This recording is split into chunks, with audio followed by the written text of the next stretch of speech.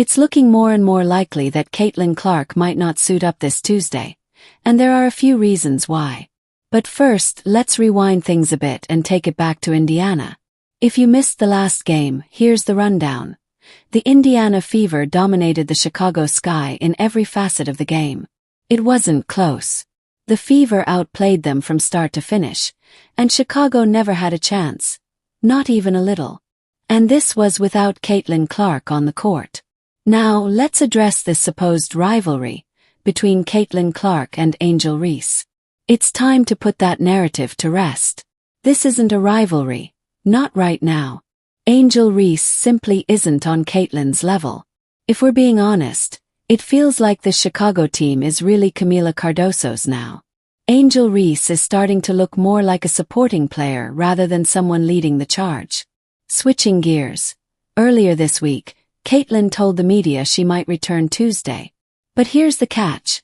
If the Fever want to keep Ari McDonald on the roster, bringing Caitlin back might not be possible just yet. Ken Swift shared an interesting point on X, formerly Twitter, saying, Caitlin Clark can't play in the Atlanta game Tuesday unless they cut Ari. Another player would have to be out injured besides Sophie. If not, they'll need to release someone to keep Ari. So essentially, unless another player on the roster is dealing with an injury, the Fever would be forced to make a difficult roster move.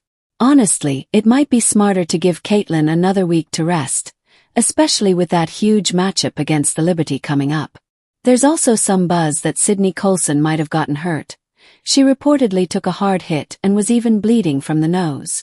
If she's sidelined, that could open a path for Caitlin to return without any cuts needed. But we'll have to wait and see. Now let's talk about Ari McDonald. She's been hooping. The Fever need to find a way to hold on to her. Despite just joining the team, she's already leading the league in steals and averaging 9 points and 5 assists. She's stepped up big time and has completely locked down that backup point guard spot. Let's be honest. Sydney Colson wasn't getting it done.